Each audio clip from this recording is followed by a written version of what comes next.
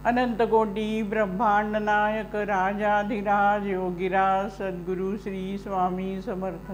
नमस्कार स्वामी, साष्टांग नमस्कार, नमस्कार नाना सदैव नमस्कार, नमस्कार नानी सहर्ष नमस्कार, नमस्कार स्वामी सहस्त्र नमस्कार।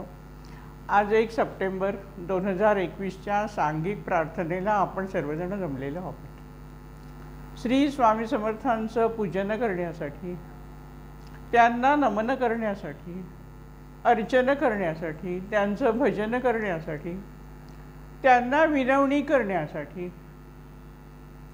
आपण सर्वजण बसलेलो आहोत। अनंत कोटी ब्रह्मांड नायकाचं आपण पूजन करत आहोत। सर्व संतांनी भगवंताच्या रूपाचं आणि गुणाचं वर्णन करावं, त्याचं नाम घेत राहावं असं परत परत सांगितलेलं आहे। त्या कृपेने आपल्या जीवनातील असलेली सर्व संकटे दूर होतात। त्या पाठीमागे जे शास्त्रीय कारण आहे ते आपण बघूया आज। जेव्हा तुम्ही ईश्वराच्या रूपाचं आणि गुणाचं वर्णन करत राहता, त्यावेळेला या ईश्वरी शक्तीचा जो अंश आहे त्यातील काही अंश आपल्या मनावर, बुद्धीवर, विचारांवर, आपल्या शरीरात असलेल्या इतर भागावर, पेशींवर पडू लागतो आणि मग काय होते, एक एक पेशी, आपले असलेले विचार सर्व शुद्ध होत जातात।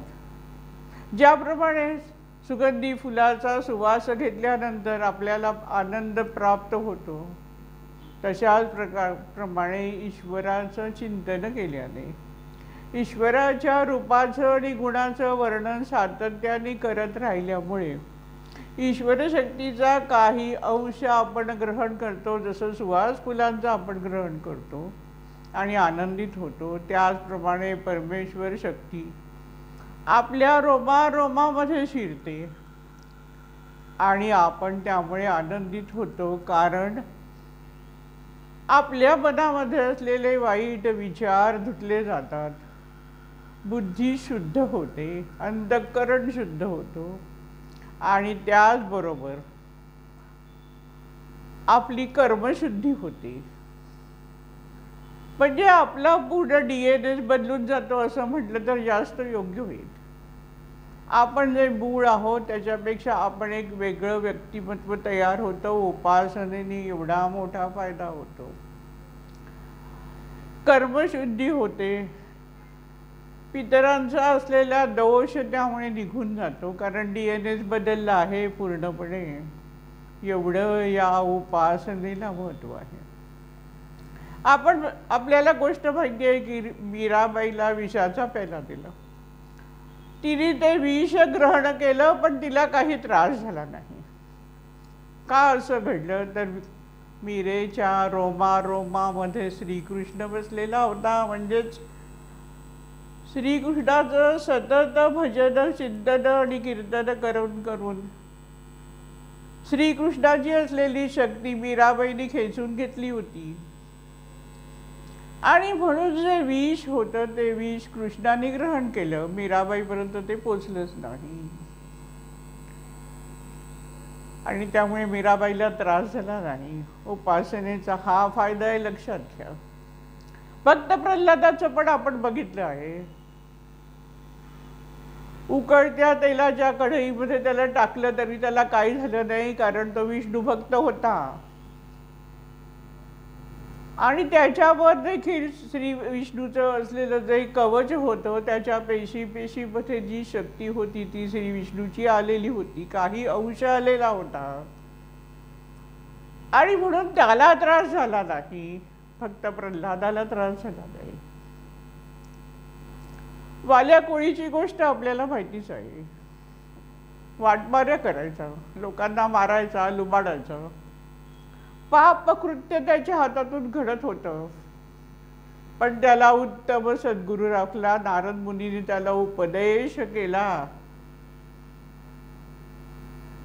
आणि त्याला रामनाम घ्यायला सांगितलं. आणि हे अखंड राम नाम घेता घेता घेता हा वाल्या कोळी वाल्मिकी झाला. उपासना माणसाला अशा प्रकारे बदलते आणि म्हणून उपासनेचं महत्व आहे. आणि म्हणून नानांनी आपल्याला जी उपासना दिली आहे त्या उपासनामध्ये सांघिक प्रार्थना ही एक महत्त्वाची उपासना ही नानांनी ठेवलेली आहे. स्वामी समर्थांच्या चरित्रात दासबाबू कुलकर्णी यांची एक कथा आहे. त्यांना कंठछिद्र झालं होतं आणि त्यामुळे त्यांना बोलता येत नव्हतं आणि म्हणून गाणगापूरला जाऊन त्यांनी अनुष्ठान मानलं.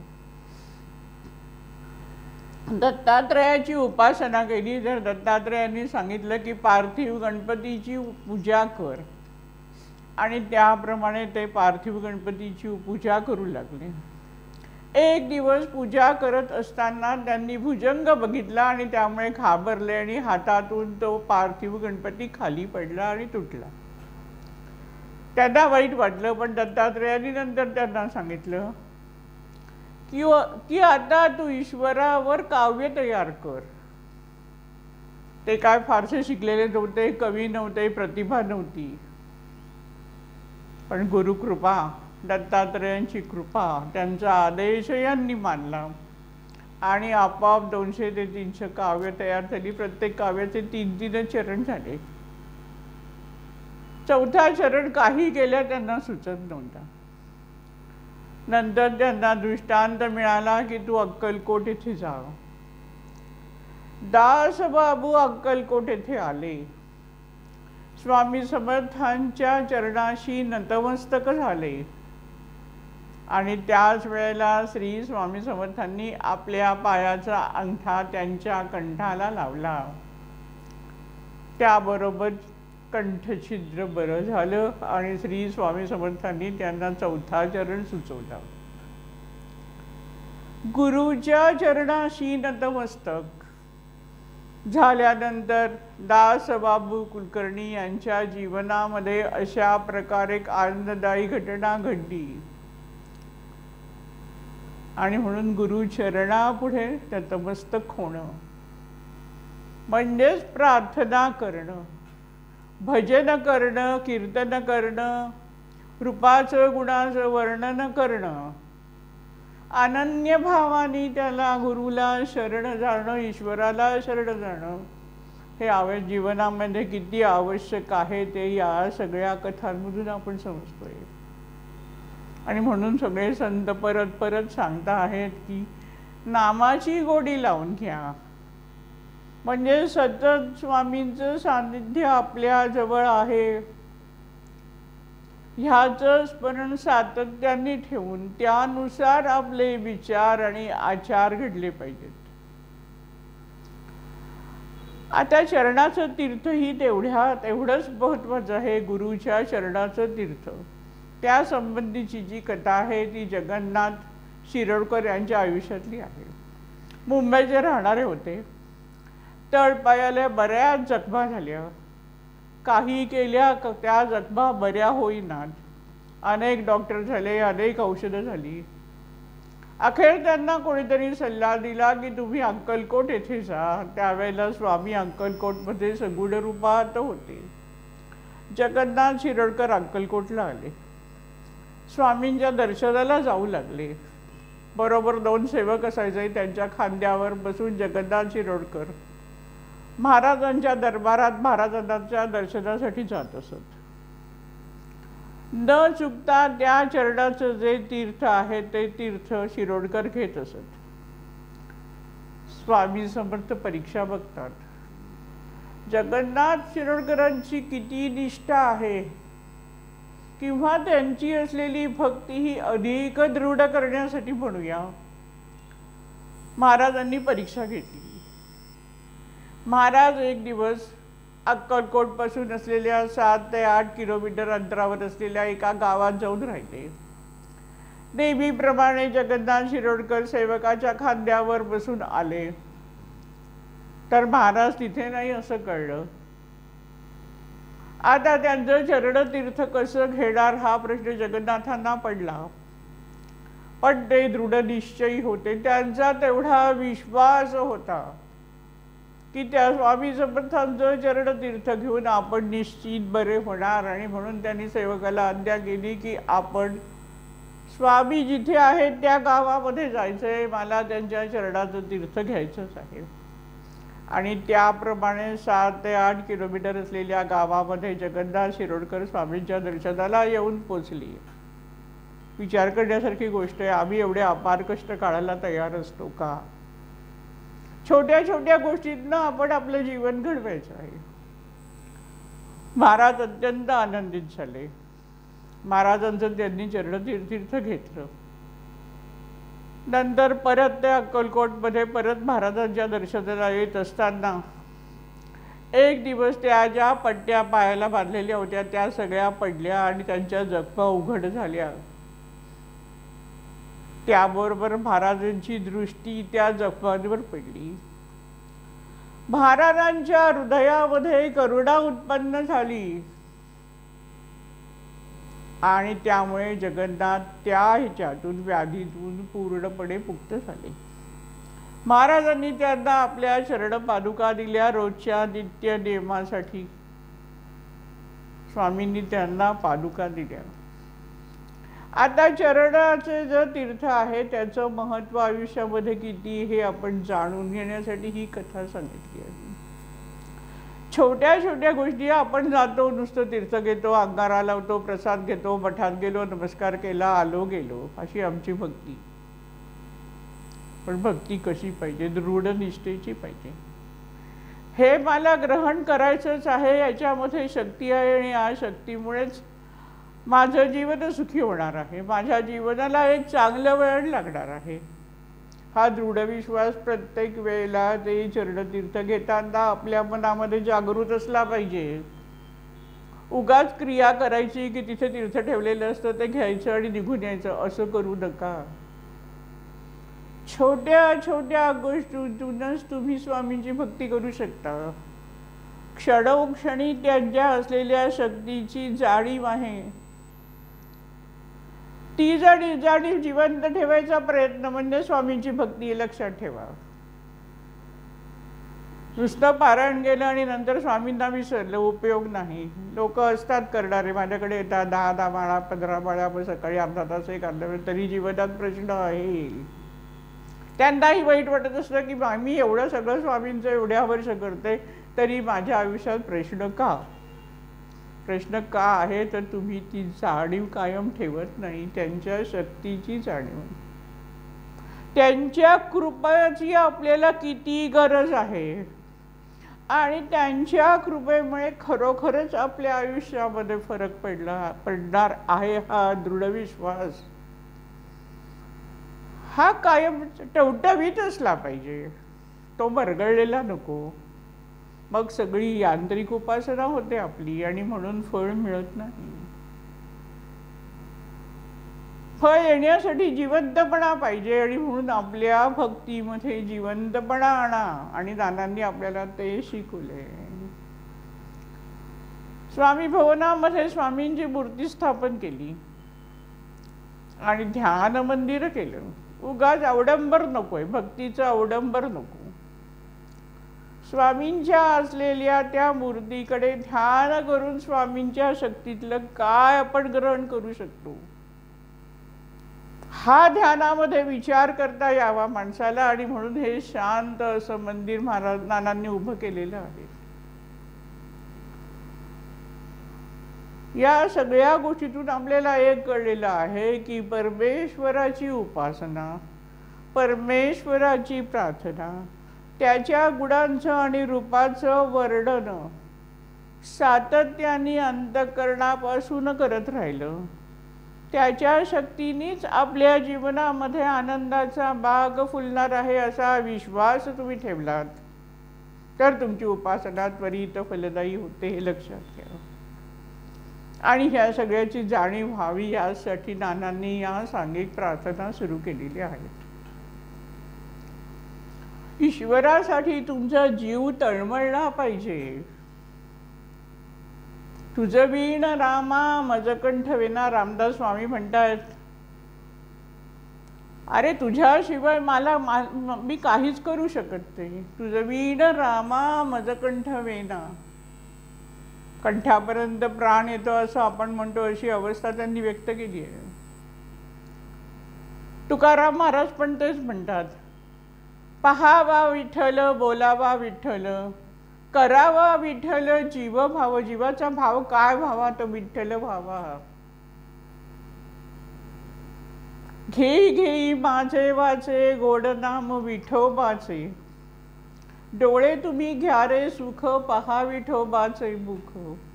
तुम्ही ऐकारे कान माझ्या विठोबाचे गुण. काय करायचं या डोळ्यांनी, कानांनी, मनाने? ईश्वराचं चिंतन म्हणजे सर्वोत्तमाचं चिंतन. उत्तम आचार विचार संस्काराचं स्मरण आणि स्मरणाबरोबर ते ग्रहण करणं, ही संतांची शिकवण आहे. आपल्या नानांनी म्हटलंय, जला वीण जैसा मीन तप्त वाळवंटी, तुम्हा वीण होई तैसे येई प्राणकंठी. स्वामींची भेट स्मरण जर झालं नाही तर जीव कासावीस झाला पाहिजे. स्वामींचं स्मरण करण्यासाठी, पूजन करण्यासाठी, मनन करण्यासाठी, प्रार्थना करण्यासाठी आपल्याला वेळ मिळालाच पाहिजे. आणि ते जर होऊ शकलं नाही तर आपल्याला आपला जीव तळमळला पाहिजे. संत ज्ञानेश्वरांनी या परिस्थितीचं वर्णन, विठ्ठलाच्या भेटीचं वर्णन करताना, भेटीसाठी आतुरलेला त्यांचा जीव आहे त्याचं वर्णन करताना फार सुंदर काव्य केलं आहे. पहिलं तोय काऊ कोकत आहे, शकूनही माहे सांगत आहे. पूर्वीच्या काळी असं होतं की कावळा कावकाव केला म्हणजे पाहुणे येणार, आणि त्या काळी पाहुण्यांचं स्वागत खरोखर अंतःकरणापासून अत्यंत आनंदाने व्हायचं. सगळं घर आनंदाने फुलून यायचं. स्वागताची आनंदाने तयारी व्हायची. आजच्यासारखं नाही, कुठून येत आहेत पाहुणे. आणि कावळा ओरडतोय आणि ज्ञानेश्वर त्याला म्हणतायत की अरे तू मला सांग की हा शुभ संकेत आहे आणि माझी विठोबा येत आहे. तो आला, तू मला हे परत परत सांग की विठ्ठल येत आहे माझ्या घराकडे, विठ्ठल येत आहे, विठ्ठल येत आहे. दही भाताची हुंडी लावीन तुझे तोंडी. त्याला आम्हीच दाखवतोय की मी तुला हे देईन ते देईन, पण तू मला सांग की विठ्ठल येतोय. उड उड रे काऊ तुझे सोन्यानी मडवीन माऊ. तुला सोन्यानी मडवून टाकीन मी, पण तू मला सांग. काय अर्थात आहे बघा. मी तुला हे देतो ते देतो ते देतो असं ज्ञानेश्वर काऊ त्याला सांगतायत. आणि काय म्हणतायत की तुम्हाला सांग, काय सांग की विठ्ठल माझ्या घराकडे येत आहे. किती अप्रतिम काव्य, किती सुंदर आतुरता. आणि ही आतुरता आपण आपल्यामध्ये आणायची आहे, लक्षात ठेवा. म्हणूनच सगळ्या संतांचे जे भजन आहेत, अभंग आहेत, ओव्या आहेत, त्याचं चिंतन म्हणूनच करायचं असतं. ही आतुरता आपल्याकडे आली पाहिजे. विठ्ठल यावा याच्यासाठी मी तुला हे देईन, मी तुला ते देईन, मी तुला ते देईन सांगते. पण आम्ही जेव्हा मठात जातो तेव्हा आम्ही काय करतो? मी काय घेईन, मी काय घेईन, मी काय घेईन. महाराजांना हे द्या, ते द्या, ते द्या, ते द्या. केवढा फरक आहे बघा आपल्या भक्तीमध्ये आणि संतांच्या भक्तीमध्ये. फार मोठी दरी आहे आणि आपल्याला ते पार करून जायची आहे. आणि त्यासाठी आपण एकत्र आहोत. त्यासाठी ह्या सांघिक प्रार्थना, त्यासाठी या उपासनेचं वळण. मंदिरात जाऊन आम्ही मागतच राहतो, हे द्या, ते द्या, ते द्या. पण तुम्ही काय देता परमेश्वराला?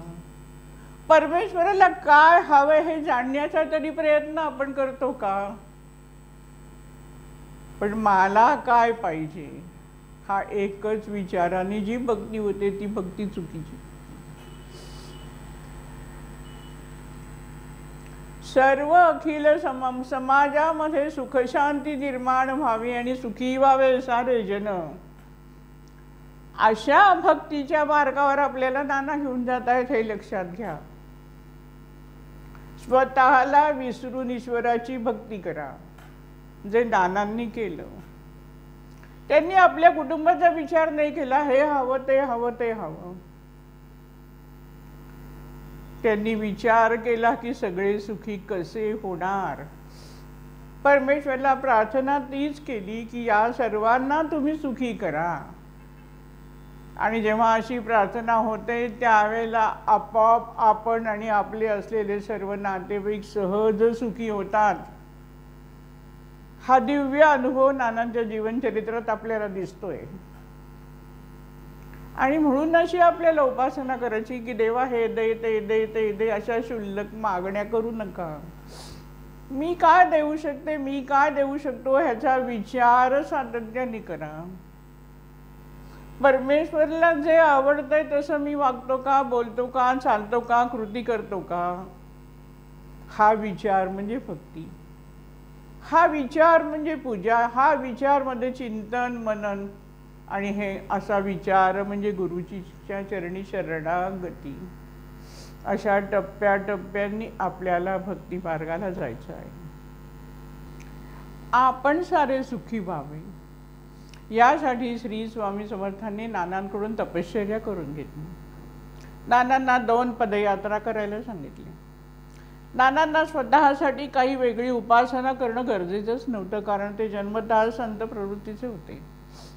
तरी देखील श्री स्वामी समर्थांनी नानांकडून 2 पदयात्रा करून घेतल्या. कशासाठी? तर त्या आपल्यासाठी. माताजींच्या चरित्रात कथा आहे. शारदा देवी रामकृष्ण परमहंसांच्या पत्नी. एक दिवस त्यांना शिष्य विचारतो, माताजी तुम्ही एवढ्या पुण्यवान आहात तरी तुम्हाला साधना करण्याची काय गरज? त्यावेळेला माताजी हसून म्हणाल्या, अरे शंकरासाठी पार्वतीने देखील उपासना केली होती. आणि मग पुढे म्हणाल्या, अरे तुम्ही सर्व बालक आहात, तुम्हाला काय हे सगळं जमणार आहे का? आणि म्हणून तुमच्यासाठी मी ही साधना करते. एकदा एका शिष्याने त्यांना प्रश्न विचारला की हे छोटंसं बीज आहे, ह्याच्यात तर फोडलं, आत बघितलं तर काही मिळत नाही. परंतु हे बीज जेव्हा जमिनीत लावतात त्यावेळेला त्याच्यातून प्रचंड मोठा वृक्ष तयार होतो. वटवृक्षाचं एक छोटंसं बीज जमिनीत पुरल्यावर प्रचंड मोठा वटवृक्ष तयार होतो आणि त्याच्यातून परत अनेक वटवृक्ष तयार होतात. त्यावेळेला माताजी म्हणाल्या, हेच उदाहरण नामाच्या बाबतीत उपासनेमध्ये आहे. उपासनामध्ये परमेश्वराचं नाम हे जे बीज आहे, या बीजातूनच पुढे भक्ती, ज्ञान, वैराग्य हे गुण संपादन होतात, वृद्धिंगत होतात. आणि म्हणून नामाचा प्रसार म्हणजेच ईश्वराच्या भक्तीचा प्रसार करण्याचं काम सर्व संत करत आले आहेत. सुखी व्हावे सारे जन, किती विशाल दृष्टिकोने विचार करा. आणि असा विचार करताना आपण किती कोणत्या मनाने भक्ती करतो याची परत परत जाणीव करून घ्या. घरातलं एखादं काम टाकून आपल्याला आपल्या गुरुच्या कार्यासाठी धाव घेता आली पाहिजे. कितीही महत्त्वाचं काम असू दे, गुरुचं कार्य आणि गुरुच्या कार्यामध्ये आपलं सहकार्य होणं, ह्याला तुम्ही आयुष्यामध्ये प्राधान्य दिलं पाहिजे, तर तुम्ही सुखी व्हाल. छोट्या छोट्या गोष्टी आहेत आयुष्याच्या, आणि या छोट्या छोट्या गोष्टीतूनच आपली जी दृढ भक्ती आहे ती अधिक बहरत जाणार आहे. आणि याची शिकवण देण्यासाठीच श्री स्वामी समर्थांनी परमपूज्य नानांना मठाची स्थापना करायला सांगितली. आता इतकी मंदिरं आहेत, इतके मठ आहेत, तरी नानांना परत स्वामींनी मठाची स्थापना करायला सांगितली. मठाची स्थापना केवळ भक्तांना बसून उपासना करता यावी यासाठी करायला सांगितली आहे, लक्षात घ्या. एकदा रामकृष्ण परमहंसांना विवेकानंदांनी प्रश्न विचारला होता, जर परमेश्वर चराचर सृष्टीमध्ये भरून राहिलेला आहे तर तुम्ही मंदिरात जाऊन काली मातेची पूजा का करता? त्यावेळेला रामकृष्ण परमहंस म्हणाले की बरोबर आहे, बाहेरच्या जगात व्यवहाराने वागताना सतत परमेश्वर या आजूबाजूला आहे हा भाव असला पाहिजे, पण जेव्हा उपासना करायची आहे त्यावेळेला तो एकाच ठिकाणी आहे असा मनामध्ये भाव पाहिजे. आणि म्हणून मंदिरामध्ये मूर्तीची उपासना झाली पाहिजे, मूर्तीची स्थापना झाली पाहिजे. मूर्ती स्थापनेवरून आठवतंय की आपल्याला सर्वांना माहिती आहे की स्वामी समर्थांची ही आजानुबाहू मूर्ती स्थापन करायच्या वेळी मूर्तिकाराला स्वामी समर्थांनी दर्शन देऊन आपली पाठीमागची बाजू कशी बनवायची हे दाखवून दिलं, आणि त्यांना जशी हवी तशी मूर्ती महाराजांनी घडवून घेतलेली आहे. आणि म्हणूनच या मूर्तीच्या दिव्य दर्शनाने मनुष्य अत्यंत आनंदित होतो, कारण तिथे सगुण रूपात श्री स्वामी समर्थांचं वास्तव्य आहे आणि म्हणून तिथे बसून उपासना करायची. लक्षात घ्या. काही जण म्हणतात अहो घरात स्वामी आहे आम्ही घरात करतो. नाही, जिथे जागृत दैवत आहे तिथे जाऊन त्या स्थानावर जाऊन तुम्ही उपासना करायची आहे. आणि त्यासाठीच महाराजांनी हे भव्य दिव्य मंदिर बांधून घेतले. लक्षात घ्या. मूर्तीवरून विषय निघाला म्हणून मला मोरेश्वर महाराजांची आठवण आहे. मयुरानंद नावाने ते नंतर प्रसिद्ध झालेलं मूळ नाव मोरेश्वर. मुंबईतील नालासोपारा येथे राहणारे, तिथेच त्यांचा मठ आहे. त्यांना स्वप्नदृष्टांत झाला होता. खरं तर ते आधी नाट्यक्षेत्राकडे वळलेले होते, तोंडाला रंग राहून स्टेजवर काम करत होते, पण मामाला आणि त्यांच्या आजोबांना ते आवडलं नाही. आणि त्यावेळेला मामाने त्याला सल्ला दिला की हे सगळे लावलेले रंग आणि जगाचे रंग सगळं खोटं आहे, सत्याचा शोध घे. काही वेळेला जसं वाल्याक वेळेला नारद मुनींनी सांगितलं की राम नाम घे आणि तू हे सगळं पापकर्म करतोयस, आयुष्यात पूर्ण परिवर्तन झालं. तसं मामाच्या एका वाक्याने या मोरेश्वरांना जाणीव झाली की आपल्याला ईश्वराचा शोध घ्यायचा आणि त्याला स्वामींनी स्वप्नदृष्टांत दिला. पण कोणी दर्शन दिलं हे कळलं नाही. जे आपल्या नानांच्या बाबतीत घडलं तेच ह्या मोरेश्वरांच्या बाबतीत घडलं होतं. त्यावेळेला स्वामी अक्कलकोटला सगुण रूपात होते आणि मोरेश्वरांनी नंतर शोध घेतल्यावर त्यांना कळलं की त्यांना जे दर्शन झालंय ते अक्कलकोट स्वामींचं झालेलं आहे आणि म्हणून ते अक्कलकोटला गेले. तिकडे गेल्यानंतर महाराजांच्या सेवेतच राहावं असं त्यांना वाटू लागलं. इतका अपार आनंद झाला. आम्हाला होतो का 4 दिवस झाले की आम्हाला घरी जायला पाहिजे असं वाटतं. स्वामींच्या सेवेतून बाहेरच पडू नये असं त्यांना वाटतं. पण महाराजांनी त्यांनी सांगितलं तुझा संसार आहे तुझा. आणि त्यांना गणपतीची मूर्ती दिली आणि सांगितलं ही मूर्ती घे आणि पूजा कर. पण मोरेश्वरांचं समाधान झालं नाही हे महाराजांनी त्यांच्या चेहऱ्याकडे बघून जाणलं. म्हणून महाराजांनी पादुका दिल्या आणि सांगितलं की तुझी जी समाधी होईल त्या समाधीवर ठेव आणि बाजूला रामाचं मंदिर बांध. मोरेश्वर मुंबईला परत आले. मनात विचार चालू की रामाचं मंदिर बांधायला सांगितलंय म्हणून मंदिर बांधायचं. आणि एक काळबादेवीला मूर्तीचा शोध घेण्यासाठी गेले. पण मनासारखी मूर्ती कुठेच मिळेना. हताश झाले आणि शेवटी ग्रँड रोड स्टेशनवर येऊन बसले. पोटात जरा दुखायला लागलं म्हणून त्यांनी चिली मोडली. त्याच वेळेला एक तरुण मारवाडी तिथे आला. त्याच्या हातात पेटी होती आणि त्यांनी या मोरेश्वरांना सांगितलं की या माझ्या पेटीमध्ये राम लक्ष्मण सीताच्या मूर्ती आहेत, की मी या तुमच्यासाठी आणल्या आहेत, तुम्ही या घ्या. मोरेश्वर बघतच राहिले. त्यांना मूर्ती जशा हव्या होत्या तशाच मूर्ती त्यामध्ये होत्या. मोरेश्वरांच्या जवळची चिलीम होती ती या तरुण गृहस्थांनी मागून घेतली आणि त्यांनी चिली मोडल्यावर मोरेश्वरांचं पोट दुखायचं थांबलं. ही मारवाडी व्यक्ती त्यांना म्हणतात की या मूर्ती तुमच्यासाठी आणल्यात, घेऊन टाका. पण मोरेश्वर तयार नाही, परत परत किंमत विचारतात आणि ही व्यक्ती किंमत सांगायला तयार नाही. तेवढ्यात गाडी आली. त्या तरुण व्यक्तींनी, मारवाडी व्यक्तींनी आपली पेटी बंद केली आणि ते गाडीमध्ये चढून निघून गेले. 2-3 दिवसांनी मोरेश्वरांना वसईच्या स्टेशन मास्टर पोस्टमास्टरकडून निरोप आला की तुमचं पार्सल आलं आहे आणि पत्र पण आहे.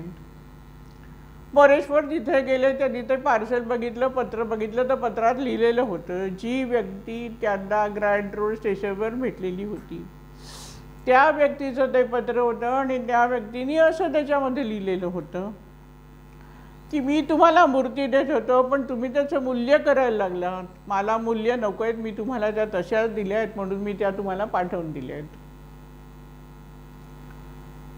आता त्याच्यावर कुठला पत्ता नाही, काही नाही. त्यामुळे आलेलं पार्सल परत कसं पाठवणार. मोरेश्वर त्या मूर्ती घेऊन आले आणि त्यांनी रामाचं मंदिर बांधलं. आता राम लक्ष्मण सीता असल्यानंतर तिथे मारुती असल्याच पाहिजे असा विचार अनेकांच्या मनात आला आणि या मोरेश्वरांच्या मनातही आलं.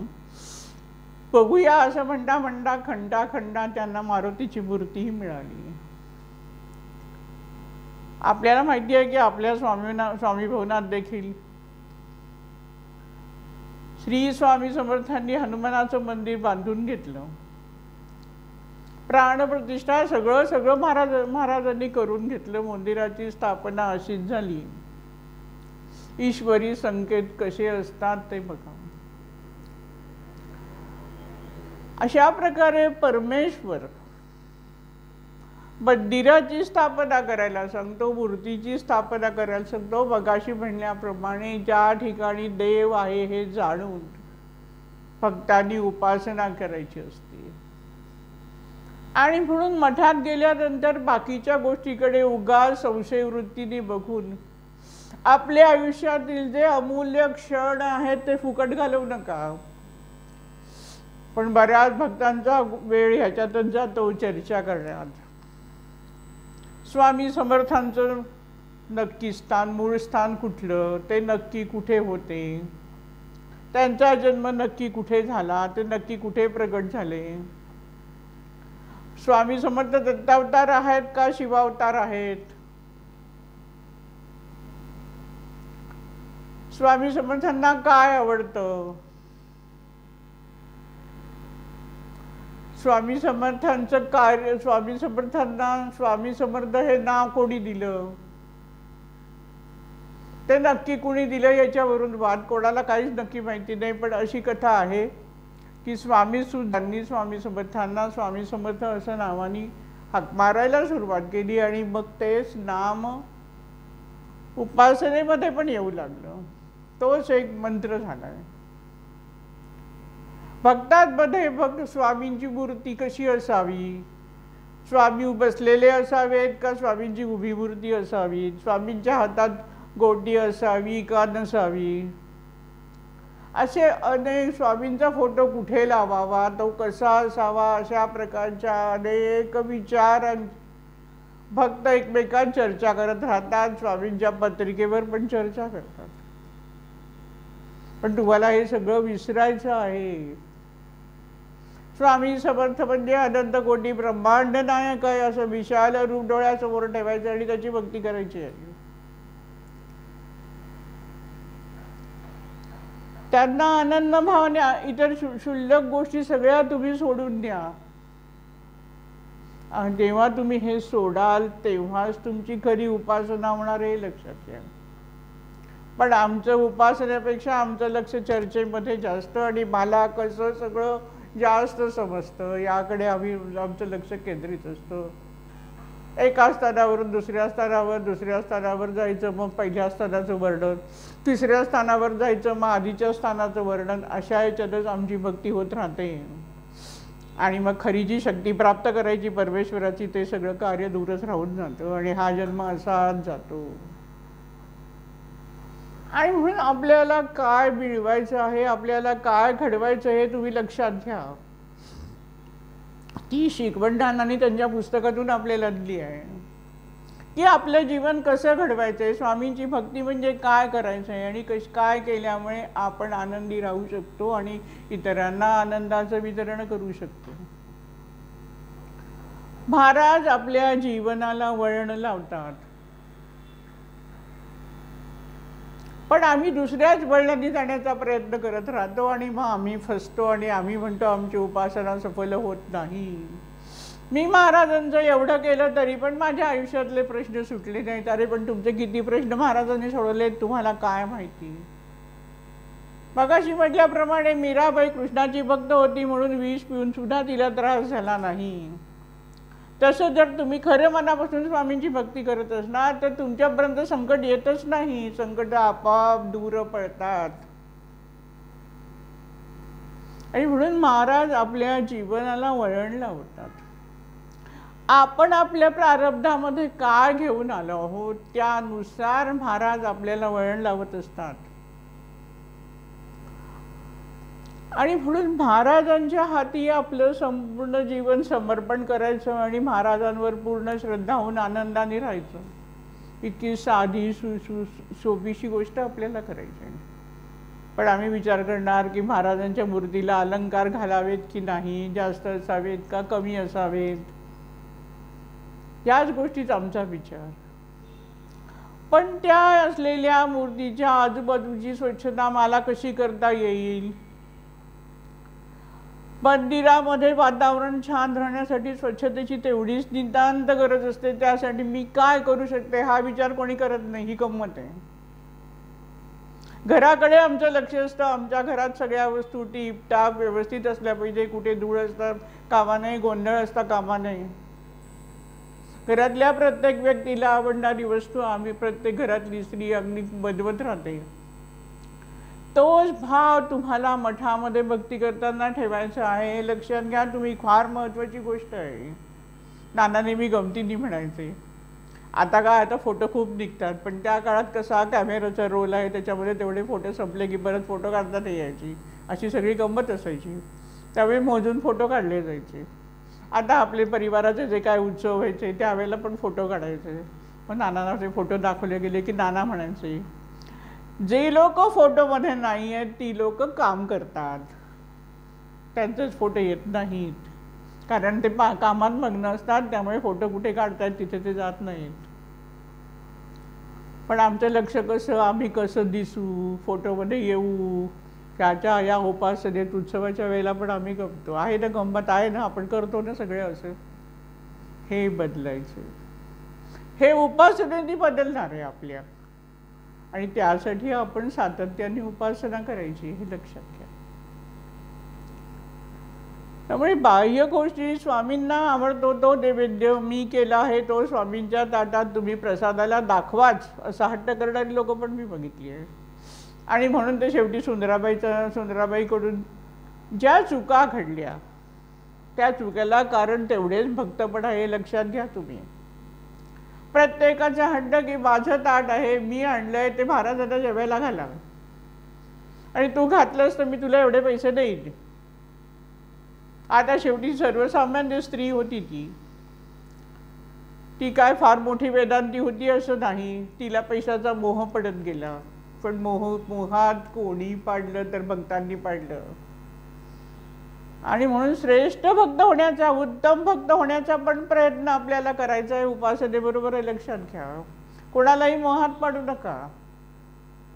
सेवकांना तर अजिबात मोहात पाडू नका तुम्ही. मी हे देईन, मी ते देईन, मी ती देईन. तुझं काम काही ठिकाणी असं घडतं. मठ्यामधल्या सेवकांना काहीतरी जाऊन लोक वस्तू देतात, म्हणजे मग तो आपल्याला स्टेशनवर घ्यायला येतो. अक्कलकोटला जाणारे म्हाताऱ्या माणसं स्त्रीकडनं आणले ऐकलेला मी हे अनुभव आहे. मी तिथे त्यांना सगळे पैसे देते, मग ते माझी छान सोय करतात. अरे पण तुम्ही तुमच्या घरातल्या व्यक्तींना बरोबर घेऊन जा ना तिथे. तुम्ही असे पैसे देऊन त्या सेवकांकडून कामं करून घेता, म्हणजे तुम्ही त्यांना मोहात पाडताय. मग पुण्यसंचय कसा होणार? लक्षात घ्या, पुण्यसंचय करणं सोपं नाही. पहिली संशय वृत्ती दूर करायची आहे. कुणालाही स्वतः तर मोहात पडायचं नाहीये, पण दुसऱ्या सेवकांना, तिथल्या असलेल्या माणसांनाही मोहात पाडायचं नाहीये. पैशाचं आमिष आपण स्वतः खायचं नाहीये आणि कोणाला त्याचं आमिष दाखवायचं नाही. हे पण उपासनेमध्ये महत्वाची गोष्ट आहे, लक्षात घ्या तुम्ही.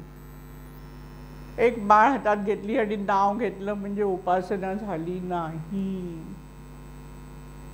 ही सगळी नानांची शिकवण मी बोलतीये. नानांनी त्यांच्या आचारातून, विचारातून, उच्चारातून, त्यांच्या लिखाणातून, प्रवचनातून, पत्रलेखनातून आम्हाला ही शिकवण नकळत झिरपत दिली. सहजपणे ते विचार माझ्यापर्यंत येऊन पोचले आणि म्हणून तेच विचार मी तुम्हाला सांगते आहे, कारण हे नानांचं कार्य आहे आणि त्या कार्यासाठीच मी बसले. आणि म्हणून मी हे तुमच्या पुढे सांगते की भक्ती कशी असावी? ती गोड असावी, रसाळ असावी. परोपकार करण्यासाठी भक्ती असावी. ईश्वर आवडतो आहे आणि तो माझा आहे म्हणून भक्ती करायची आहे. मला काहीतरी मिळणार आहे म्हणून मी भक्ती करते, असा व्यापार देवाच्या ठिकाणी चालत नाही. देव भावाचा भुकेला आहे, तुमचं प्रेम त्याला हवंय. तुम्ही उत्तम बालक होऊन त्याच्या चरणाशी तुम्ही बसायला हवं आहे. मग हा ईश्वर आनंदित होणार आहे आणि अशा ईश्वराला आनंदित करण्यासाठीच आपण उपासना करतोय, लक्षात घ्या. आता मगाशी म्हटल्याप्रमाणे स्वामी समर्थ प्रत्येक माणसाच्या जीवनाला वळण लावतात. कोणाला सर्वसामान्य आयुष्यात जगायला सांगतात, कारण माहिती असतं की फार मोठं काही करू शकणार नाही. पण एखादा चांगला कलावंत असेल तर त्याची कलेला स्वामी असा कृपा आशीर्वाद देतात की त्या कलेच्या माध्यमातून तो जनतेला उत्तम शिक्षण देतो, उत्तम संस्कार देतो. मग ती गाण्यातून असेल, चित्रातून असेल, आणखी लिखाणातून असेल, प्रवचनातून असेल, काही असेल, ते कार्य करून घेतात महाराज.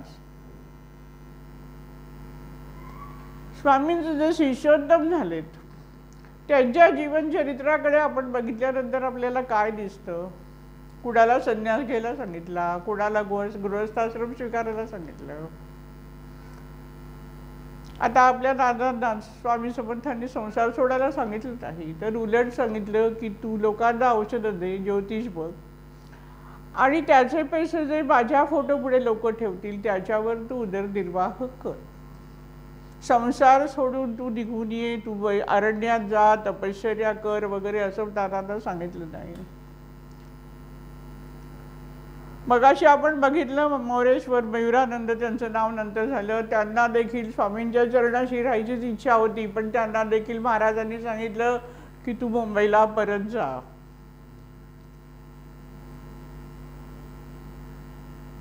स्वामींचे सेवक चोळप्पा त्यांचे गृहस्थाश्रमीच राहिले शेवटपर्यंत. महाराजांनी त्यांना गृहस्थाश्रमीच राहू दिलं. पण बाळप्पा मात्र आपलं कुटुंब सोडून महाराजांच्या चरणाशी राहिले. सुंदराबाई सारखी जी होती तिला महाराजांनी सांभाळून घेतलं. थोडीफार जी काय पुण्याई होती ती पुण्याई तिची फळाला आली आणि थोडीफार वृद्धिगत करण्याचा महाराजांनी प्रयत्न केला. शेवटी आपल्या कर्मभोगाने तिने आपल्या जीवनाला एक वेगळंच वळण लावून टाकलं. मग अशी म्हटल्याप्रमाणे महाराज चांगलं वळण लावण्याचा प्रयत्न करत असतात, पण आम्ही मात्र चुकीच्या वळणाकडे वळत असतो. इथे आमची चूक आहे आणि म्हणून सदैव जागृत राहणं. या भक्ती मार्गात मी काही चुकत नाही ना. माझा स्वार्थ कुठे पुढे येत नाहीये ना, माझा अहंकार कशाच्या आड येत नाहीयेत ना, या गोष्टीची सातत्याने जाणीव ठेवणं आणि माझं जे परमेश्वरावर प्रेम आहे ते सतत वृद्धिंगत होतं आहे ना, ह्याची पण चाचणी सदैव घेत राहिली पाहिजे. नुसती भक्ती अशी साधी नाहीये, तुम्हाला वाटतं तेवढी सोपी नाहीये. भक्ती मार्गामध्ये दुसऱ्यासाठी जगणं हे महत्वाचं आहे. परमहंस योगानंदांच्या चरित्रात एक कथा आहे. ते एक दिवस आपल्या मित्राबरोबर चाललेले होते. संध्याकाळची रात्रीची वेळ होत आली होती. फळवाल्याकडून अननस घ्यायचे होते, तर फक्त 2च अननस शिल्लक होते. योगानंद परमहंसांनी 2 कॉलेजमध्ये, त्यांची कॉलेजमध्ये असतानाची गोष्ट आहे ही, 2ही अननस स्वतः विकत घेतले, पैसे दिले. मित्राला वाटलं आपल्याला काही अननस शिल्लक ठेवला नाही आणि 2ही आपल्या स्वतःसाठी घेतले. घेतल्यानंतर योगानंदांनी काय केलं, आम्ही काय केलं असतं, चला आता 2ही मला हवे होते, मी घेतले. काही जण असं करतील, एखादा म्हणेल ठीक आहे आता त्याला छोटा तरी देतो, त्याला काहीच नाही मिळालंय म्हणून देतो. पण योगानंदांनी काय केलं, त्यातला जो मोठा अननस होता तो अननस त्यांनी मित्राला दिला आणि सांगितलं की हा तू घे आणि मी हा ठेवतो. मित्र पण आश्चर्यचकित झाला, म्हणाला मला वाटलं होतं की तू मला देणारच नाहीस आणि समजा दिला असतं तू मला छोटाच देशील आणि तू स्वतःसाठी मोठाच ठेवशील. पण योगानंद एका विशिष्ट आध्यात्मिक मार्गावर चालत होते तरुण वयात, कॉलेजमध्ये असताना, आणि म्हणून त्यांच्याकडून कृती ही अशी घडली आहे. अशीच कृती आपण आपल्या आयुष्यात करायची आहे, लक्षात घ्या. सगळं मला मला मला मगाशी म्हटल्याप्रमाणे मला काय, मी घेईन मी घेईन मी घेईन, मी काय देईन याचा विचार नाही, तोच ते सोडा. देण्याचाच विचार करा, मी कुणाला काय चांगलं देऊ शकतो.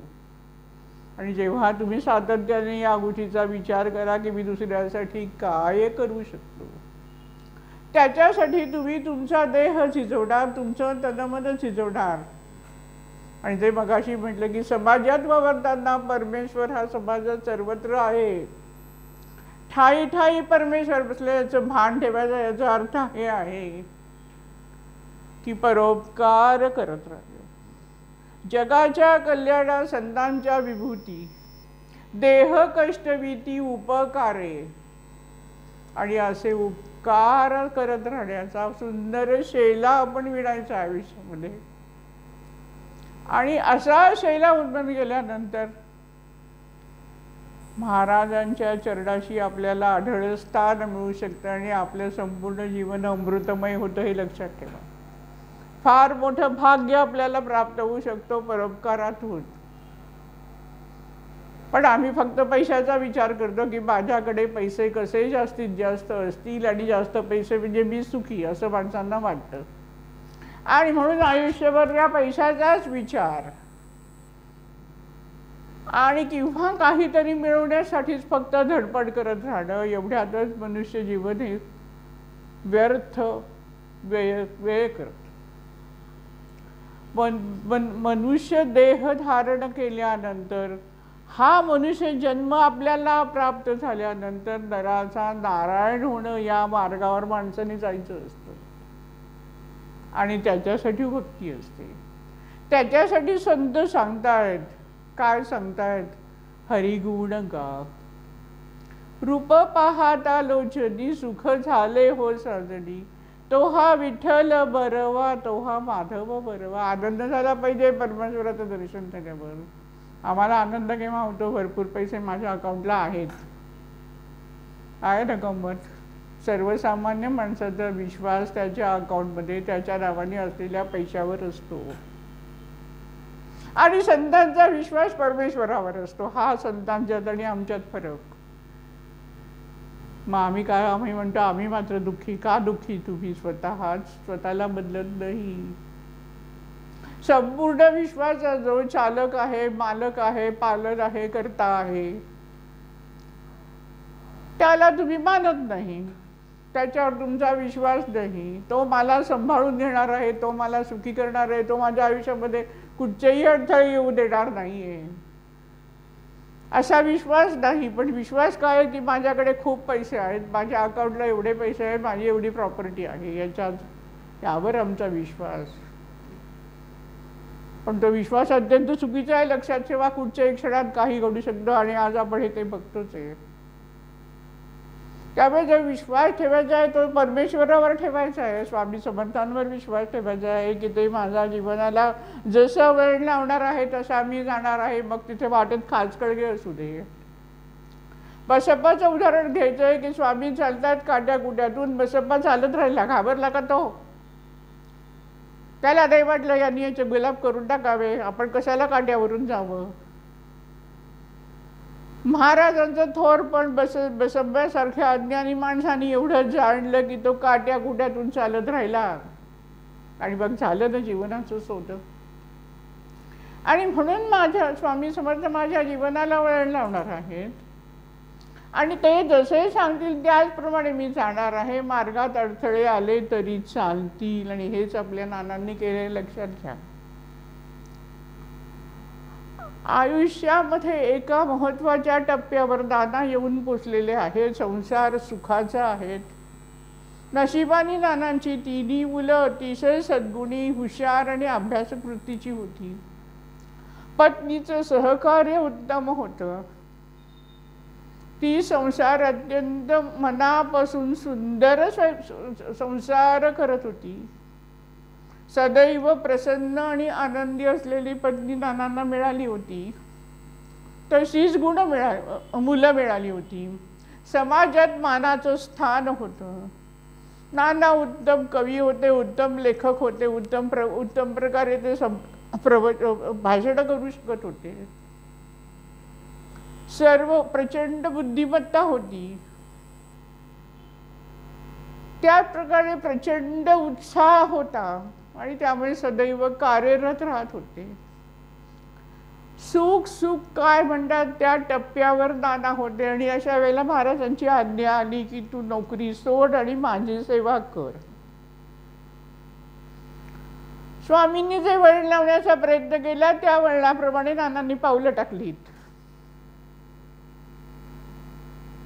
हेच आपल्याला शिकायचं आहे की स्वामी जे वळण लावतील त्या मार्गाने आपण जायचं आहे. आणि म्हणून ज्या आयुष्यामधले कुठल्याही टप्प्यावर एखादं संकट उभं राहिलं तरी भयभीत होऊ नका. महाराज सर्व जाणतात, हे जाणा. पण आम्ही नुसतं म्हणतो पण जाणत नाही. आम्ही म्हणतो की स्वामी सांगतात भिवू नको, मी तुझ्या पाठीशी आहे, पण तरी आम्ही घाबरतो. अशी सगळी आमची गंमत आहे.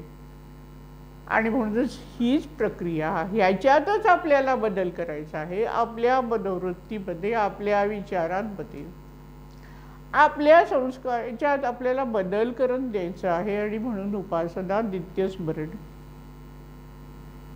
मन झुरलं पाहिजे ईश्वरासाठी. आम्ही झुरतो दुसऱ्याच गोष्टींसाठी. मग आला जीवनात अंधकार. काय येतो अंधकार? ज्याच्यासाठी झुरायला पाहिजे त्याच्याकडे आमचं दुर्लक्ष, पण त्यांनी मात्र आमचं लक्ष देऊन काम केलं पाहिजे. असे काहीतरी खेळ आम्ही खेळत राहतो, चुकीचे खेळ, रडीचा डाव कायम खेळत असतो आम्ही. मग आम्ही सुखी कसे होणार? आणि ही शिकवण मिळावी म्हणूनच या प्रार्थना आहेत, हे लक्षात घ्या. आणि म्हणून आनंदाने या प्रार्थनेमध्ये सहभागी व्हायचे. प्रत्येक प्रार्थनेमधून माझ्यामध्ये एक एक नवीन गुण निर्माण होणार आहे. त्याचबरोबर असलेले गुण अधिक उत्तम उजळून निघणार आहेत. यासाठी मी ही प्रार्थना करते. अशीच प्रार्थना करून प्रार्थनेला बसायचं असतं, त्याचंच चिंतन करायचं असतं, तेच मनन करायचं असतं, तर या प्रार्थनेचा फायदा होतो.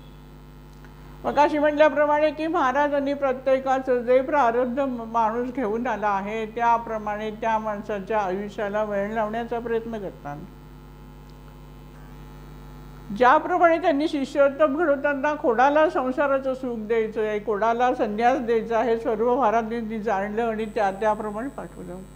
ठाण्याचं लक्ष्मण कोळी, त्याला देखील स्वामींनी भगवी वस्त्र दिली आणि संन्यास घेऊन मग ती मार्गाचं कार्य करायला सांगितलं. कारण प्रत्येकाच्या प्रारब्धात कुठच्या वळणावर तो गेल्यानंतर खरं त्याच्याकडून उत्तम कार्य होऊ शकणार आहे हे महाराज जाणत होते. स्वामीसुतांची गोष्ट तीच आहे. स्वामीसूत मुंबईचे म्हणजे हरिभाऊ तावडे त्यांचं नाव, खत्री त्यांचे एक मित्र आणि आणखीन एक मित्र. त्याच्याबरोबर त्या लोकांना त्यांच्या धंद्यामध्ये खूप नुकसान झालं आणि म्हणून कोणीतरी सांगितलं की अक्कलकोट स्वामींचा आशीर्वाद घ्यायला जा.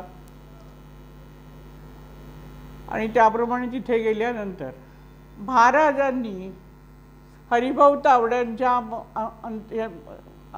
जवळ असलेले गुण जाणले आणि हे हरिभाऊ तावडे आपल्या स्वामी भक्ती प्रसाराच्या भक्ती मार्गाचा प्रसार करण्यासाठी योग्य व्यक्ती आहे महाराजांनी जाणलं.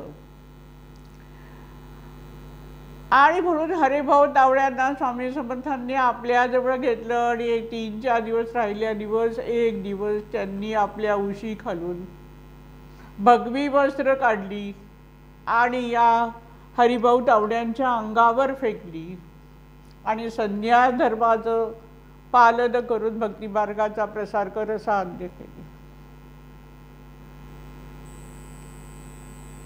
प्रत्येकाच्या प्रारब्धात काय आहे हे महाराज जाणतात. पुढे गंमत अशी झाली की स्वामी सूत गेल्यानंतर त्यांच्या गादीवर त्यांच्या भावाला बसवावं असं महाराजांना वाटलं. अर्थात त्यांचं नाव त्यांना त्यावेळेला दादासाहेब म्हणत असत त्यांच्या भावाला, स्वामीसुतांच्या भावाला. अर्थात त्यामुळे स्वामीसुतांची आई काकूबाई यांना अतिशय वाईट वाटलं.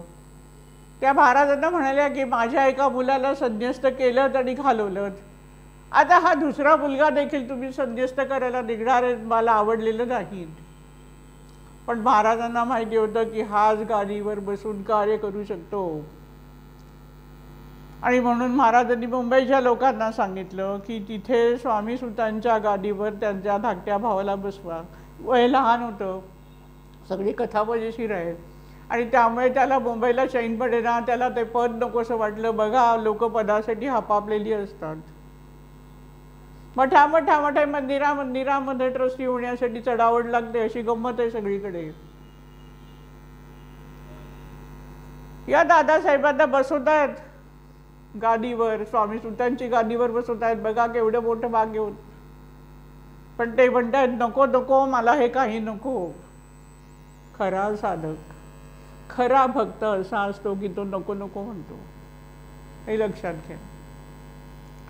मार्गात कितीही प्रभावलता आली त्याकडे तो वळत नाही. त्याला मोठेपणा नको असतो, त्याला फक्त परमेश्वरच हवा असतो. पण आम्हाला परमेश्वर सोडून बाकी सगळं हवं असतं, अशी गंमत. आणि त्यासाठी आम्ही परमेश्वराची प्रार्थना करतो की मला सगळं मिळवते. शेवटी काही ना काही करून परत ती सगळी मुंबईची मंडळी हे दादासाहेब रडतायत म्हणून परत अक्कलकोटला आली. महाराजांनी तर जाणलं होतं की यांना गादीवर बसवायचंच आणि म्हणून महाराजांनी मग त्यांच्या मनोवृत्तीमध्ये फरक घडवला. चमत्कार अशा वेळेलाच करायचे असतात की ज्या वेळेला एखाद्या विशिष्ट व्यक्तीकडून एखादं विशिष्ट कार्य समाजाच्या हितासाठी करून घ्यायचं आहे, त्यावेळेला चमत्कार घडवायचे असतात, त्यावेळेला सिद्धीचा वापर करायचा असतो. पण आजकाल सगळ्या सिद्धीचा वापर हा प्रसिद्धीसाठी केला जातो आणि लोकही त्या प्रसिद्धीला भुलतात. ही सगळी गंमत आहे. वा वा तिथे गेलो, काय हो तिथे काय वैभव होतो, काय मस्त गाद्या वगैरे राधा बसलेल्या, काय लायटिंग सुंदर केलेलं, वा वा काय सुंदर. अरे त्या ईश्वराने निर्माण केलेल्या आकाशाकडे बघा, ते तारांगण फुलतं ते बघा, आवडीवर पसरलेली ही सुंदर फुलं बघा, त्यांचे सुवास बघा. नको त्या गोष्टीला तुम्ही कशाला बोलता. हे सगळं वैभव स्वामी तुम्हाला क्षणात देऊ शकतायत. आणि म्हणून स्वामींना जाणा, स्वामींची शक्ती जाणा आणि स्वामी मला हवेत असं म्हणा. मला हे हवं ते हवं म्हणू नका. आणि मग जीवनाचा उद्धार होईल, जीवनाला सुगंध येईल, जीवनाला परिसस्पर्श होईल. आणि असं आपण आपल्या प्रत्येकाचं जीवन अशा प्रकारे सुगंधित व्हावं, जीवनामध्ये चैतन्य निर्माण व्हावं, आनंद निर्माण व्हावं आणि त्या चैतन्याने जीवन सुगंधित होऊन अनेकांचंही जीवन तसंच चैतन्य व्हावं आणि हा चैतन्याचा फार मोठा पसारा विस्तारित होऊन जावा, यासाठी श्री स्वामी समर्थांनी शिष्योत्तम घडवले, हे लक्षात घ्या. फार मोठं कार्य आहे नुसती भक्ती करायची. म्हणजे चला चला तुम्ही बसा, एवढ्या लोकांना मी भक्ती करायला लावली, 300 लोक आमच्या नामस्मरणाला होती, मग एवढं आम्ही 2 तास नामस्मरण केलं, मग चहा पाणी खाणं झालं, ते सगळ्यात महत्त्वाचं. मागे तुम्हाला एक कथा मी सांगितली होती, तुम्हाला आठवत असेल की जेवायची वेळ झाली आणि जेवायचे पैसे झाले, वेळ झाली आहे आणि आपण ते पैसे भरलेत, त्यामुळे भजन करायचं सोडून माणसं तिकडे धावली. खास भजन करण्यासाठी मठात आलेली मंडळी. सांगितली होती कथा, म्हणून आता पूर्ण कथा सांगत नाही, पण थोडक्यात सांगते. खास स्वामींची सेवा करायची म्हणून भजनासाठी तिथे येऊन बसली. यायला उशीर झाला, पाऊस जास्त पडून. पण आता एका ठिकाणी पैसे भरलेत आणि त्यांनी कळलं तुम्ही 2 चहात आला तर जेवण मिळणार नाही. लागली सी भजन करणाऱ्या मंडळांनी सगळे आपली आवराआवरी केली आणि बसमध्ये बसून जेवायला गेली. गंमत आहे, अशी गंमत आहे, अशी आमची भक्ती असते. आणि ही भक्तीची वृत्ती बदलण्यासाठी नानांनी ही कृती म्हणजे स्वामी समर्थ परिवार स्थापन केला आहे. लक्षात घ्या, ते मी उगाच नाही केला आहे. महाराजांनी आज्ञा दिली समाजाला वळण लाव. म्हणून समाजामध्ये काय आहे ते बघण्यासाठी पण नानांना पदयात्रा करायला लावली आहे. लक्षात घ्या, विवेकानंदांनी एका ठिकाणी म्हटलं आहे की जगासाठी जर कार्य करायचं असेल तर जग काय हे जाणलं पाहिजे. जग काय हे जाणण्यासाठी जगामध्ये फिरलं पाहिजे, लोकांच्यात मिसळलं पाहिजे, त्यांच्याशी बोललं पाहिजे आणि त्यांचे विचार जाणून घेतले पाहिजे. आणि तेव्हा जेव्हा तुम्हाला हे जग कळतंय तेव्हा तुम्ही जगासाठी कार्य करू शकतात. आणि म्हणूनच समाजाचं अवलोकन करण्यासाठी, समाजाची सुखदुःख काय आहेत ही पण जाणून घेण्यासाठी महाराजांनी नानांकडून अशा प्रकारची तपश्चर्या केली की ठाणे ते अक्कलकोट पदयात्रा आणि ठाणे ते जगन्नाथपुरी पदयात्रा एकट्याने करायला लावली. खरा हा प्रांत, हे क्षेत्र नानांचं नाही. वेगळ्या वातावरणात नाना मोठे झालेले. घरातले वातावरणही पूर्णपणे वेगळं होतं. पण नाना असं नाही म्हणाले की मला काही सवय नाही आहे अशी चालायची, मला काय अशा काबाड कष्टांची सवय नाही आहे, मी कसं करणार, मला कसं तुम्ही असं सांगता, खरं तर तुम्ही काही भरपूर काय काय देऊ शकता, तुम्ही कशाला मला जायला सांगतायत नाही. पण आम्ही असं म्हणू ना महाराजांना, महाराज नाही हे नाही माझ्याशी निवडणार, मला नाही या गोष्टीची सवय देणार, तुम्ही ना माझ्यासाठी हे सगळं करा. अशी आमची छोटीशी भक्ती आहे. किती कुठल्या पायरीवर आपण आहोत आणि कुठल्या पायरीवर स्वामींचे शिष्योत्तम आहेत हे जाणून घ्या. महाराजांचा विचार तर खूपच पुढे आहेत. या शिष्योत्तमाच्या माध्यमातून त्यांचा हात धरूनच आपण स्वामी समर्थांना जाणण्याचा प्रयत्न करायचा आहे. जाणणं कठीणच आहे. आपल्या या जन्मामध्ये श्री स्वामी समर्थांना आपण जाणू शकत नाही. फक्त एक महान शक्ती एवढंच आपण वर्णन करू शकतो, पण ते पण वर्णन कमी असं मला कधीतरी वाटतं. फार गहन महाराज आहेत, फारच गहन, कल्पनेच्या पलीकडे अकल्पित शब्द सुद्धा तिथे तोकडा पडेल असे महाराज आहेत असं मला वाटतं. पण त्या महाराजांना पर्यंत आपल्याला जायचं आहे तर महाराजांनी घडवलेले शिष्योत्तम आहेत. त्या शिष्योत्तमांच्या माध्यमातून त्यांचा हात धरून आपण पुढे वाटचाल करत आहोत. आणि ती वाटचाल आपल्याला दादांनी करायला लावली आहे आणि त्यासाठी हा स्वामी समर्थ परिवार दादांनी स्थापन केलेला आहे. त्यासाठी ही प्रार्थना, त्यासाठी ही उपासना, त्यासाठी नित्य स्वामीनाथांनी दिलेली कलश पूजा आणि अग्निपूजा देखील तुम्ही आपल्या घरामध्ये सर्वांनी सुरू करा. छोटीशी उपासना. जसं वटवृक्षाचं बीज अत्यंत छोटं असतं पण त्याच्यातून प्रचंड वटवृक्ष निर्माण होतो, त्याचप्रमाणे आपल्या नानांनी दिलेली ही स्वामींची उपासना आहे. ही अगदी छोटीशी उपासना आहे.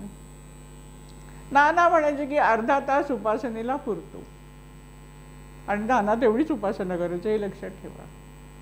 नाना काय कुठेतरी गुहेत जाऊन बसले नाही उपासना करायला. सातत्याने स्वामींचं स्मरण, स्वामींच्या विशाल रूपाचं स्मरण व चिंतन आणि मनन आणि स्वामींसाठी कार्य ही त्यांची उपासना होती.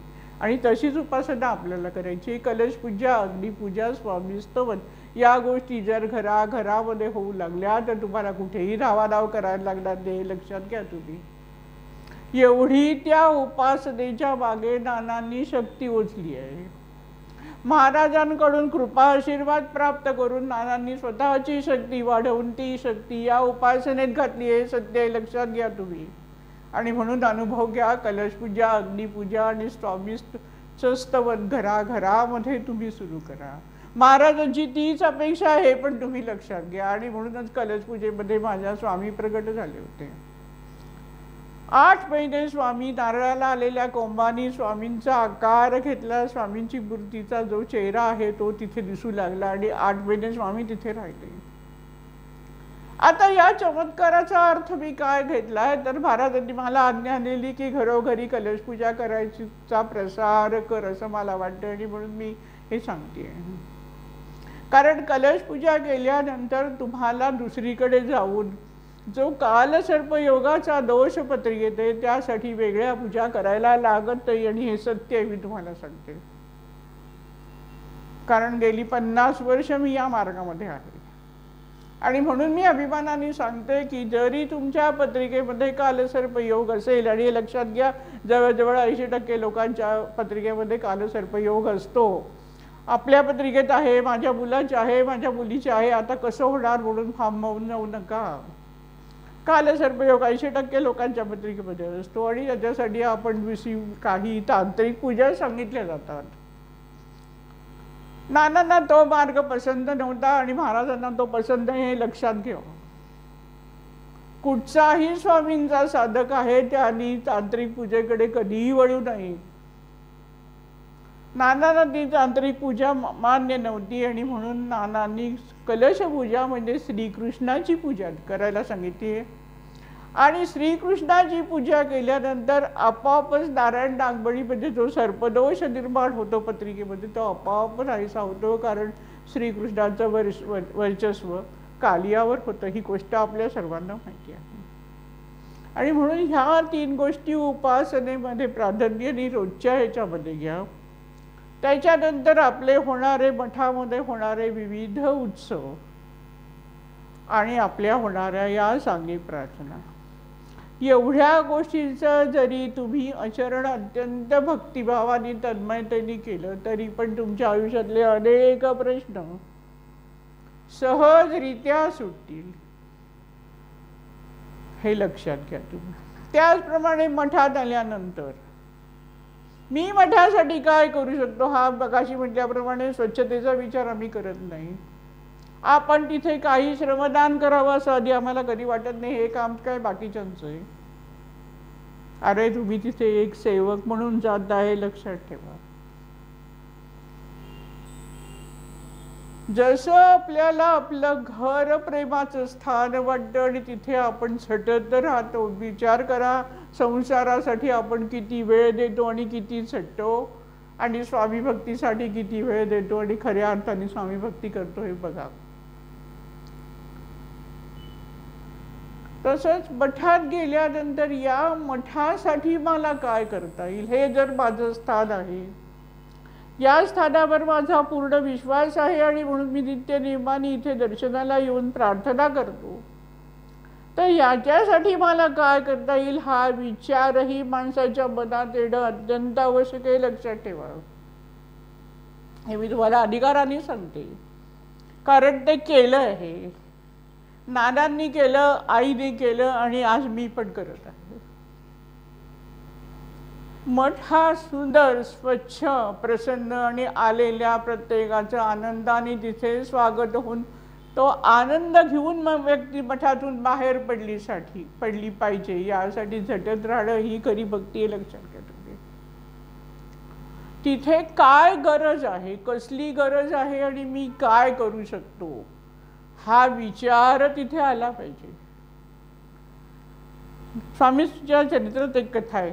वामन बुवा असे कुठे कुठे यात्रा करायला फिरायचे असे फिरून फिरून आले. आता स्वामींच्या चरणाशी सर्व तीर्थ आहे ते लक्षात घ्या तुम्ही. पण याचा अर्थ कोणी तीर्थयात्रा करू नका असं म्हणणार नाही, पण अतिरेक करू नका. कुठल्याही गोष्टीचा अतिरेक हा नेहमी चुकीचा असतो.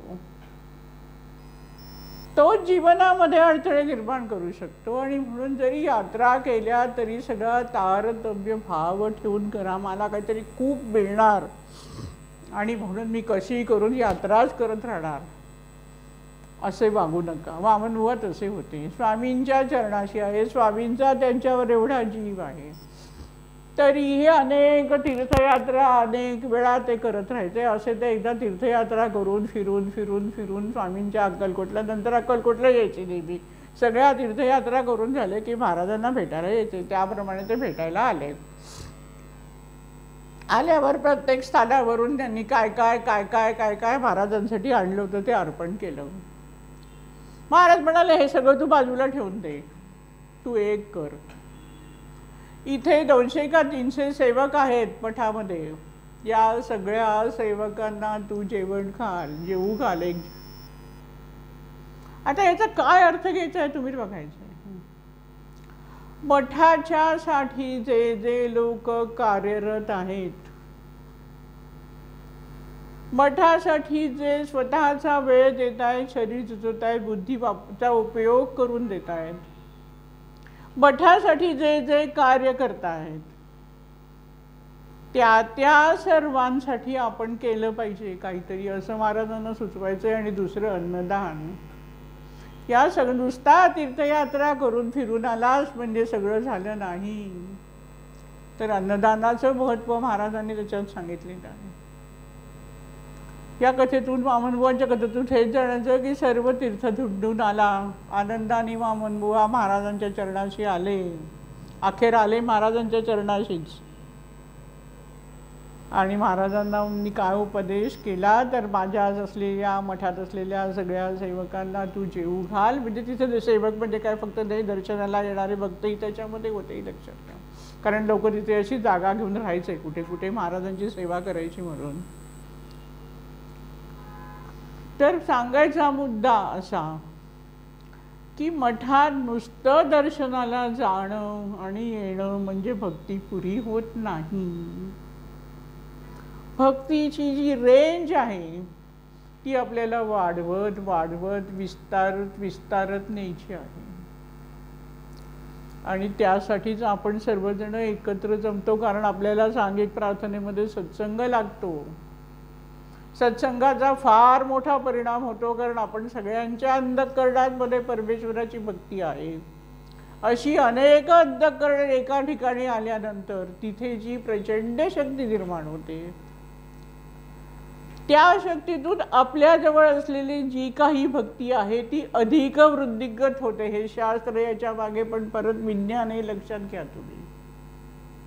आणि म्हणून सांघिक उपासनेला पण तेवढंच महत्त्व आहे. आणि म्हणून मठामध्ये आपल्या पण मठामध्ये संध्याकाळची सांघिक प्रार्थना, त्याचप्रमाणे वेगवेगळे सांघिक उत्सव करण्याची जी प्रथा आहे त्या सर्वांच्या मागे हे कारण हे लक्षात घ्या. उगाचच करायचं आहे, काहीतरी देखावा करायचा आहे, दाखवायचं आहे म्हणून नाही. तर अनेक भक्त एकत्र यावे, त्यांच्या हृदयामध्ये असलेल्या ईश्वर प्रेमाचं समूह जो तयार होतो त्या समूहातून हा अधिक वेगाने ही भक्ती वाढत जाते. आनंद पटीने ती मल्टिप्लाय होते, लक्षात घ्या तुम्ही. आणि म्हणून उत्सवामध्ये सहभागी होणं, उत्सवामध्ये सहकार्य करणं, संशयवृत्ती सोडा. मग इथे असंच झालंय, त्यांनी तसंच केलंय, टमक्याचं तमकत झालंय, असले फालतू विचार सोडा. एकदा मठाच्या आवारात आल्यानंतर तुम्ही स्वतःला पूर्ण विसरले. मी कोण हे विसरायचं आहे. इथे फक्त स्वामी आहे आणि स्वामींना जे आवडतंय, जे अभिप्रेत आहे त्याच्यासाठी मी कार्यरत राहणार. हाच भाव तुमच्या उत्सवाच्या वेळेला मठामध्ये असला पाहिजे. दर्शनाच्या वेळेला तोच भाव तुमच्या मठामध्ये असले पाहिजे. आणि त्यासाठी मी काय करीन हा विचार मनामध्ये घेऊन तो ध्यास घेऊन कार्यरत राहायचं आहे. आणि ती खरी उपासना. अशा या उपासना मार्गावरून आपल्याला जायचं आहे. आणि त्यासाठी हे सारं प्रबोधन आहे. सारं तुमच्यासाठीच आहे. जे काही मला मिळालं, जे काही मला दादांकडून शिकायला मिळालं, जे काही मला महाराजांकडून मिळत गेलं, जे काही विचार मला महाराजांनी दिले, नानाने दिले किंवा समाजाने पण दिले, ते सगळे मी एकत्र करून तुमच्या पुढे मांडले. कशासाठी? सुखी व्हावे सारे जन, तैसे धावे जनार्दन. हा एकच भाव माझ्या अंतःकरणामध्ये आहे. आणि म्हणून म्हटल्याप्रमाणे आपण सर्वजण एकमेकांच्या हातामध्ये हात घालून अत्यंत आनंदाने महाराजांना अभिप्रेत असलेल्या मार्गाने भक्तीचा प्रसार करण्यासाठी सिद्ध होऊया. सद्गुरू श्री स्वामी समर्थ.